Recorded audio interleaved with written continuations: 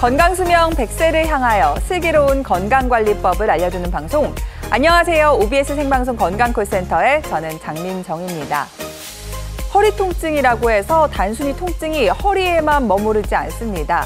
신경이 압박되면 다리나 엉덩이 쪽으로 통증이 번지고 심한 경우 저림이나 감각 이상 증세까지 나타날 수 있는데요. 처음에는 가벼운 통증처럼 느껴지더라도 조기에 바로잡지 않으면 만성화될 수 있습니다.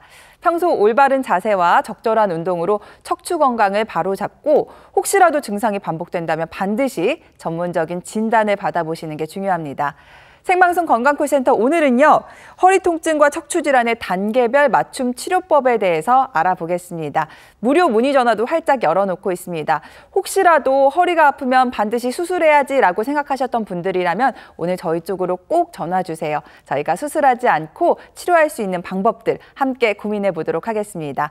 네, 오늘 여러분들의 척추 건강을 위해 도움 말씀 주실 전문의 모셔보겠습니다. 신경외과 전문의 김욱하 원장님과 함께합니다. 어서 오세요. 네, 안녕하세요. 네, 시청자분들께 인사 부탁드립니다. 네, 안녕하세요. 여러분의 척추 건강 지킴이 김욱하입니다. 밤사이에 비가 와서 좀 기온이 떨어지나 싶었는데 오늘도 역시 30도 가까이 낮 최고 기온을 기록하고 있습니다. 시청자 여러분께서 늦더위에 건강관리에 만전을 기해 주시면 좋겠습니다. 저는 오늘 방송을 통해서 척추 질환의 단계적 맞춤 치료법을 여러분에게 전해드리겠습니다. 네, 오늘 김욱하 원장님과 함께 하시면서 방송 중에 궁금한 점 생기시면요, 아래 나가고 있는 번호로 연락 주시면 되겠습니다.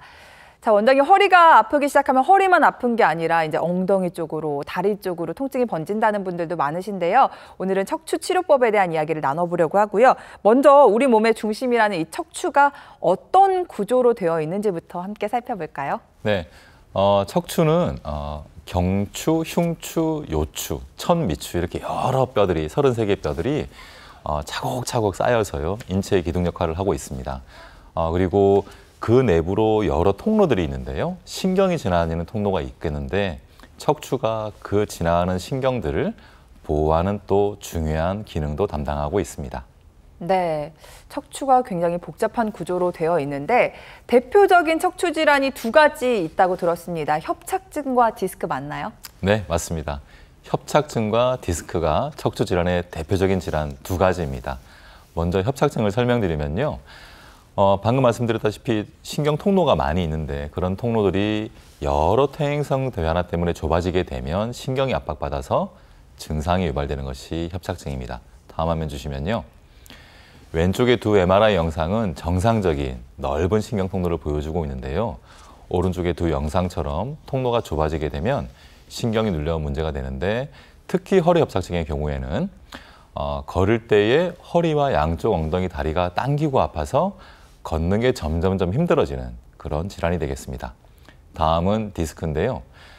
정상적으로 있지 않아야 될 것으로 디스크가 튀어나와서 신경을 누르면 증상이 유발되는 병이 바로 디스크, 추간판 탈출증이 되겠습니다. 다음 화면 주시면요. 지금 노랗게 선을 그어놓은 것이 터져 나온 디스크 조각이 되겠습니다. 저 디스크 조각 때문에 신경이 눌리게 되는데요. 허리 디스크의 경우에는 한쪽 엉덩이나 다리가 너무 당기고 아파가지고 저리고 힘들어서 어떤 자세를 취해도 통증이 지속되기 때문에 너무 힘들어 어쩔 줄 몰라 하는 그런 질병이 되겠습니다. 네. 자, 이렇게 대표적인 척추 질환으로 저희가 협착증과 디스크를 꼽아봤는데요. 척추가 우리 몸 길게 뻗어 있기 때문에 통증 부위도 좀 다양하게 나타나는 것 같습니다. 통증 부위에 따라 척추 어디에 이상이 있다도 미루어 짐작해 볼 수 있을까요? 네. 허리를 예를 들면요.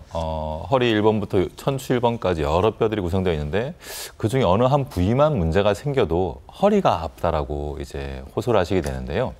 이래서 이제 허리 통증만 가지고는 척추의 어느 부분이 문제가 있는지를 좀 짐작하기는 쉽지는 않습니다. 하지만 다리에 통증이 동반이 되면 그 부위를 짐작할 수가 있는데요. 네.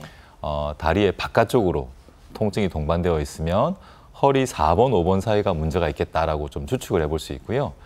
다리의 뒤쪽으로 통증이 동반되어 있으면 허리 5번과 천추 1번 사이가 좋지 않겠다라고 짐작할 수 있습니다. 여기서 꼭 시청하시는 분께서 명심하실 것은 허리 통증 없이 다리만 아픈 경우도 많이 있는데요. 이런 경우에 관절의 문제가 아니라 척추의 문제일 수 있다는 점 한 가지는 꼭 기억해 주시면 좋겠습니다. 네. 다리만 아픈 경우 M1 다리만 고치려고 다닐 수도 있는데 사실은 허리에 문제일 수 있다는 점 한 번 더 생각해 보시면 좋을 것 같고요. 이렇게 허리가 아프기 시작하면은 병원에 가게 되는데 내 허리의 상태가 어느 정도인지에 따라서 치료법도 조금씩 달라진다고요. 네, 그렇습니다. 아무리 강조해도 지나치지 않는 것이 이 단계적 치료법인데요. 꼭 이 화면을 명심해 주시고 병원 가실 때 너무 두려워하지 마시고 1단계부터 치료를 하게 됩니다. 네. 그 1단계 보존적인 치료가 간단한 치료 방법이 되겠는데요. 약물 치료와 물리 치료, 운동 치료, 그리고 신경 차단술 등의 방법이 있습니다. 다행히도 많은 경우에 이 1단계 치료만으로도 증상을 해결할 수가 있습니다. 근데 이제 이 1단계 치료만으로도 증상이 해결되지 않는 경우에 2단계인 비수술적인 치료를 받게 되는데요. 증식 주사 치료와 신경 성형술, 양방향 척추 내시경술 등의 방법이 있습니다. 안타깝긴 하지만 물론 이제 소수이긴 해서 다행이긴 하지만요. 통증이 계속 지속되는 분들이 있습니다. 그럴 때는 어쩔 수 없이 3단계인 수술적인 치료를 받게 되는데 척추 유압술 고정술과 인공 디스크 치환술 등의 방법이 이 3단계에 속해입니다. 네, 알겠습니다. 허리 아프다고 하면 수술하라고 할까 봐 치료 미루시는 분들 분명 계시거든요. 그런데 이렇게 수술하지 않고도 치료할 수 있는 방법들이 다양하게 있으니까요. 오늘 어떤 치료법들이 있는지 소개해 드리도록 하겠습니다. 가장 먼저 증식주사 치료라는 치료법을 좀 살펴볼 텐데 이름 보니까 그냥 주사 치료인 것 같아요. 네, 그렇습니다. 주사를 이용해서 척추 질환을 해결하는 방법인데요. 척추를 구성하고 있는 인대나 힘줄이 많이 있는데 이 부분들이 손상을 받고 불완전하게 치유가 되면서 만성 통증을 유발할 때에 사용한 방법이 바로 이 증식주사 치료가 되겠습니다. 증식주사를 인대나 힘줄이 손상된 부위에 투여를 하게 되면요. 여러 영양분이 공급이 되면서 염증 반응을 일으키고 자연 치유의 능력을 통해서 그 부위를 근원적으로 해결하는 그런 특징을 가지고 있는 주사 치료가 되겠습니다. 네. 그렇다면 이 증식주사 치료는 어느 정도의 간격으로 맞아야 될까요? 네.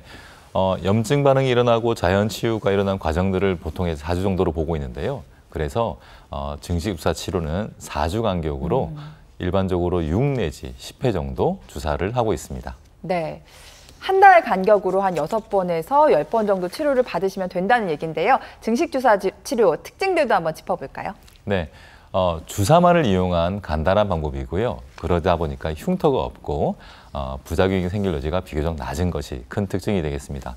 그리고 내 몸 스스로의 자연 치유 능력을 이용해서 근본적으로 해결한다는 것이 큰 장점이고요. 여러 차례 치료를 거듭하면서 그 치료 효과를 누적적으로 쌓아갈 수 있다는 것 또한 큰 특징이 되겠습니다. 네, 일단 증식주사 치료는 치료가 상당히 간편합니다. 입원이 아니고 수술도 아니고 그냥 간단한 통원 치료라고 생각하시면 될 것 같은데 그래서 어떤 분들이 이 치료를 받아보면 좋을까요? 네, 수술을 받지 않고 내 통증을 해결하고 싶을 때 증식주사 치료가 좋은 대안이 될 수가 있고요.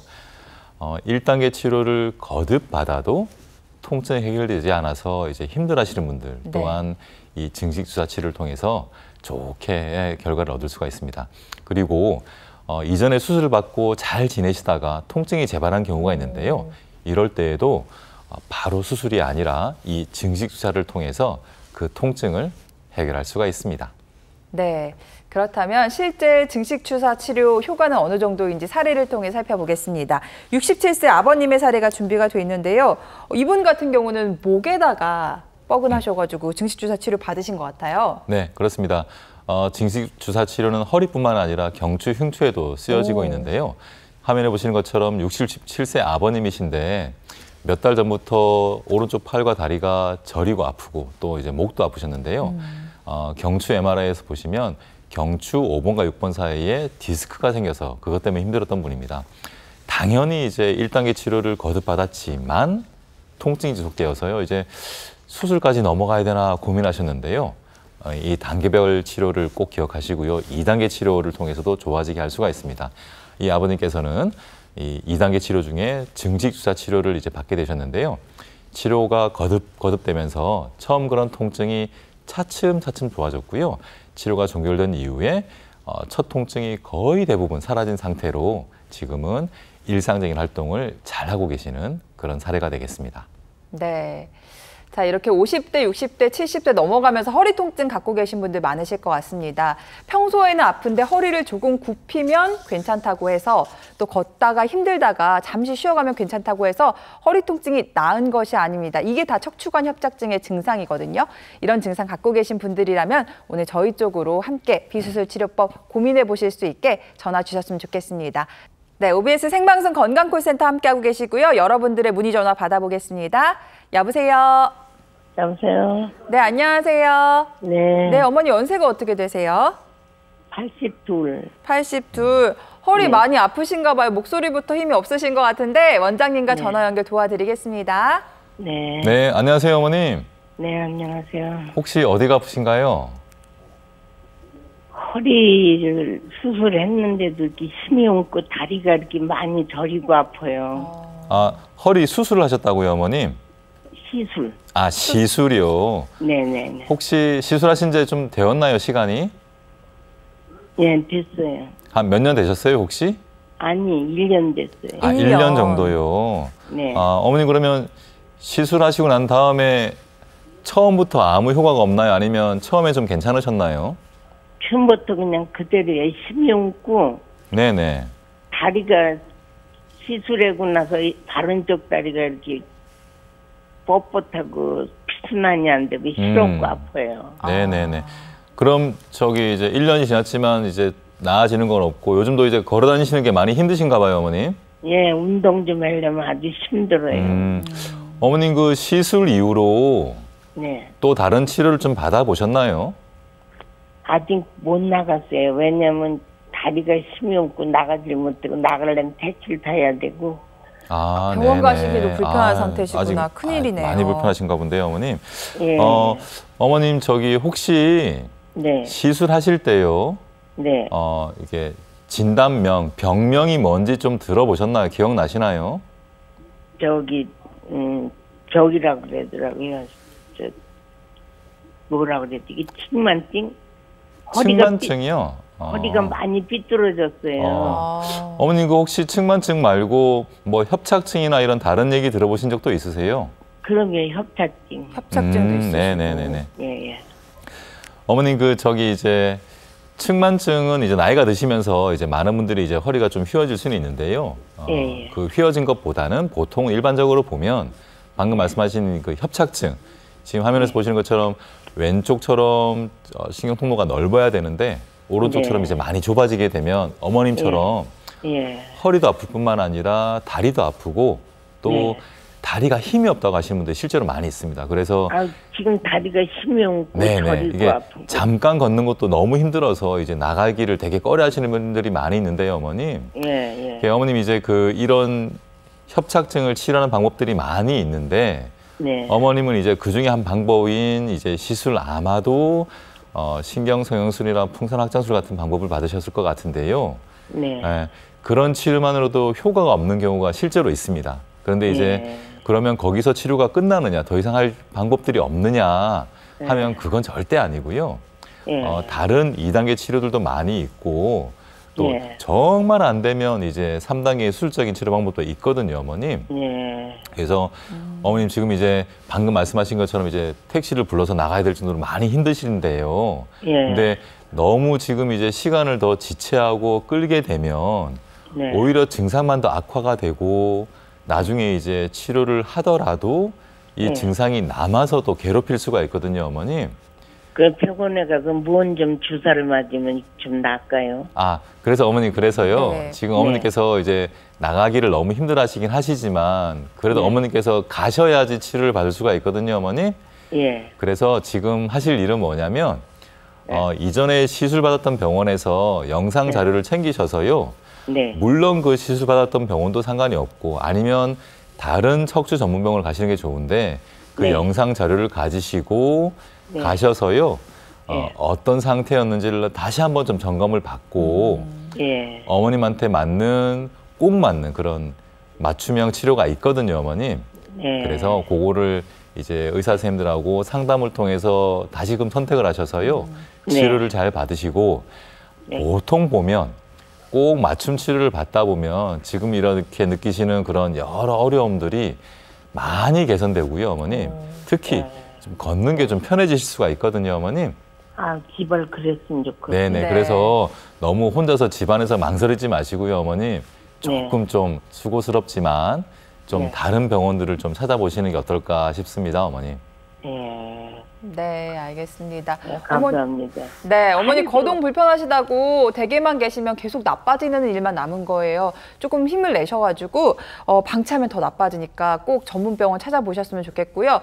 제 생각에는 또 다른 병원 한번 찾아가서 새로운 의사 선생님께 척추 전반에 대한 점검을 다시 한번 받아보시는 것도 좋을 것 같습니다. 전화 주셔서 감사드리고요. 다음 전화 이어가도록 하겠습니다.